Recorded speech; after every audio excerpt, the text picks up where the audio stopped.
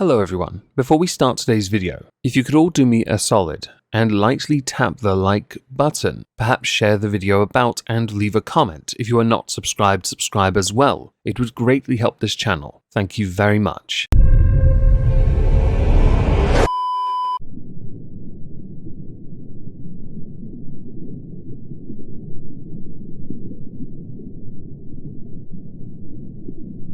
Well, isn't this just fantastic?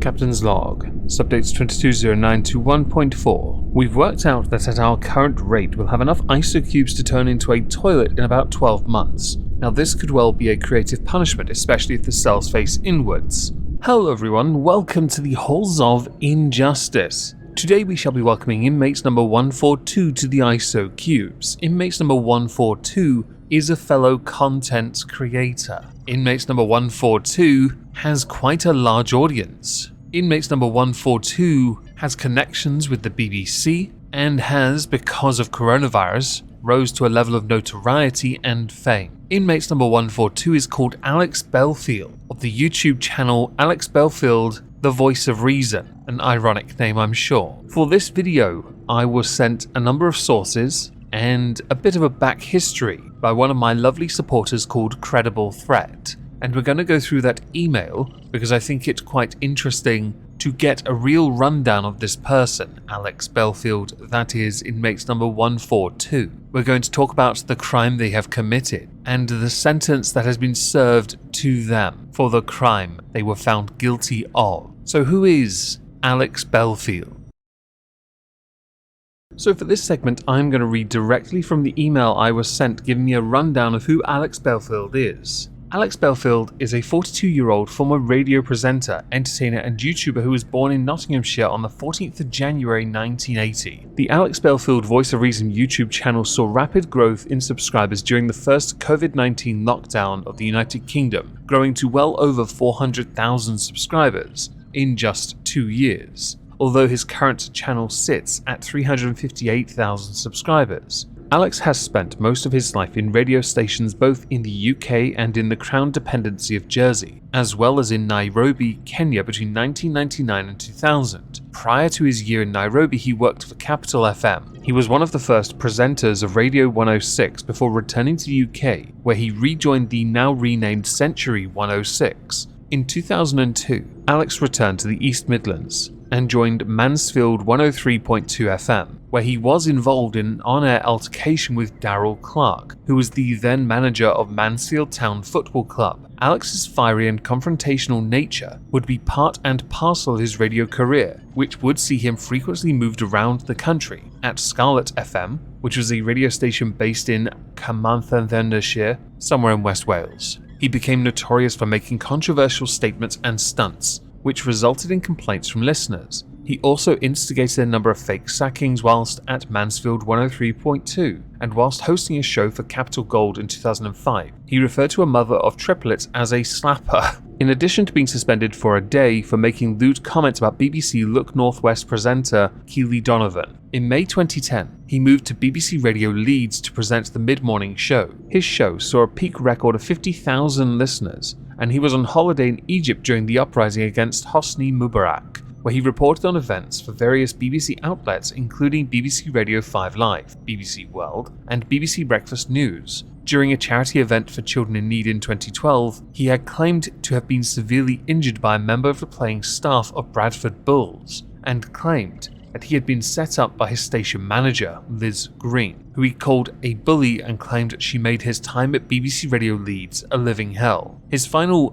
big job was working for BBC Radio 2 and conducting the last ever interview of Sir Jimmy Savile at Savile's flat, which overlooked Roundhay Park in Leeds. He also conducted the last ever interview with singer Andy Williams, and this was published in The Mirror the day after Williams' passing. In 2012, Alex Belfield began his own website called Celebrity Radio, which featured celebrity interviews, international theatre, and restaurant interviews. Among the people he interviewed was Jonathan Antoine, who came to fame via Britain's Got Talent in 2012, as well as Jonathan's singing partner Charlotte Giaconelli. He also interviewed Cynthia Lennon, and has appeared alongside Jim Davidson on Davidson's YouTube channel during 2021 and 2022. He was part of the Two Gobshites, which saw him and Katie Hopkins doing live shows together. His last stage performance was on Saturday the 10th of September 2022 in Blackpool. When COVID-19 hit the UK in 2020, the Voice of Reason YouTube channel began to become very popular with people who are sick of the BBC and the left-wing takeover of the media and society within the UK.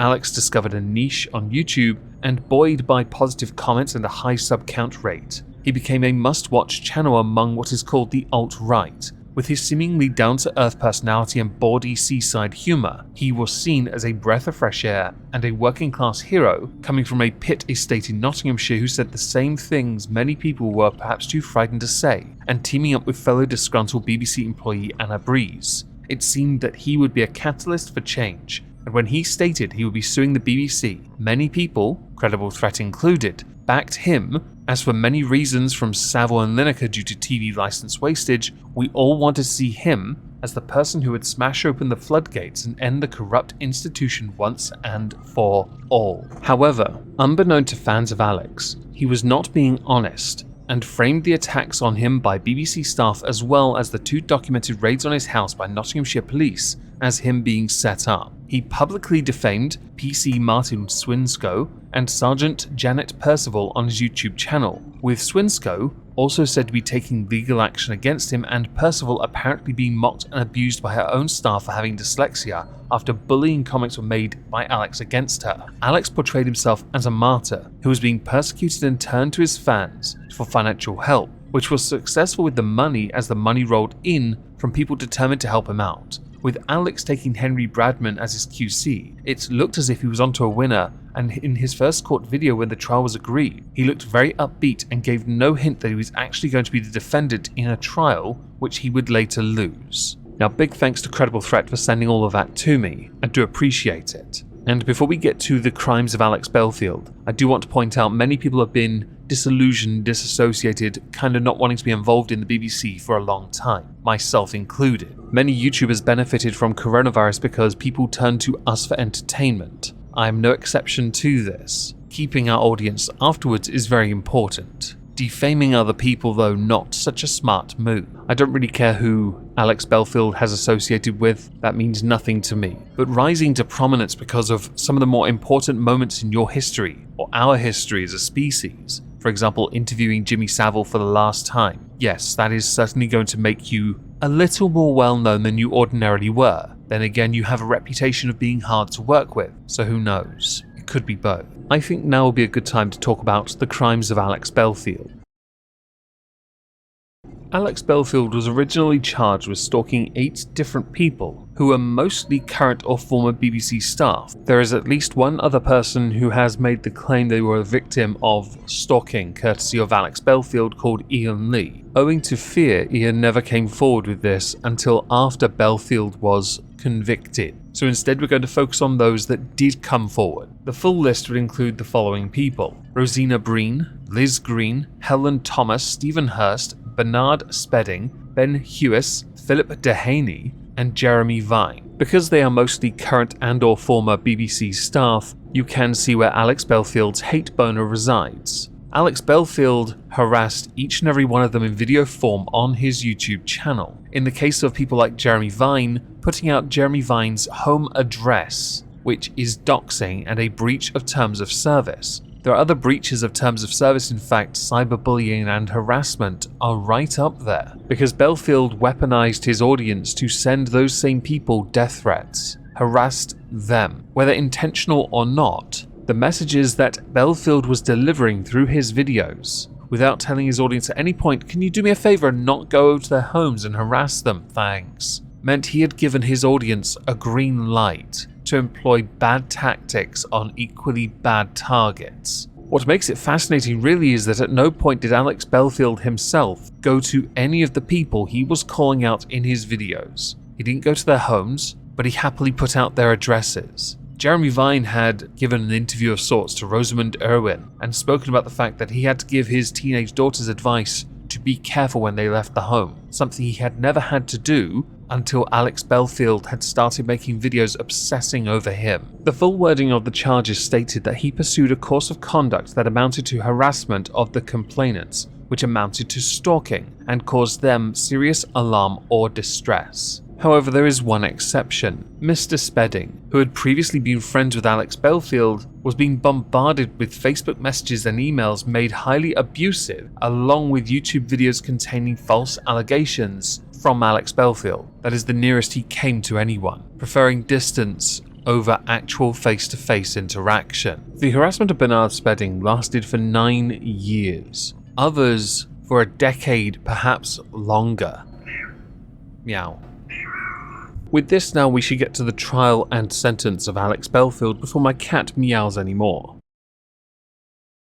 During the trial, the most obvious evidence used against Alex Belfield was used against him, his own YouTube videos, along with messages posted to social media, along with all the emails he had sent encouraging his followers to target the earlier mentioned list of people, with the judge, Mr. Justice Saney, telling Alex Belfield that one of your victims was seconds away from taking his own life as a result of your conduct. You made this highly successful and confident radio presenter lose all joy in life and turned him into a shell. Also pointing out that the stalking you committed was not the conventional type which is popularized in the press. Your methods were, however, just as effective as a way of intimidating your victims, and were in many ways much harder to deal with. The judge also agreed with some of the witnesses in the case who had said that Alex Belfield had weaponized the internet. In other instances, Alex Belfield had made wholly false allegations about, for example, Jeremy Vine, claiming that he had stolen £1,000 of BBC licence payer money in a video that was viewed more than 400,000 times,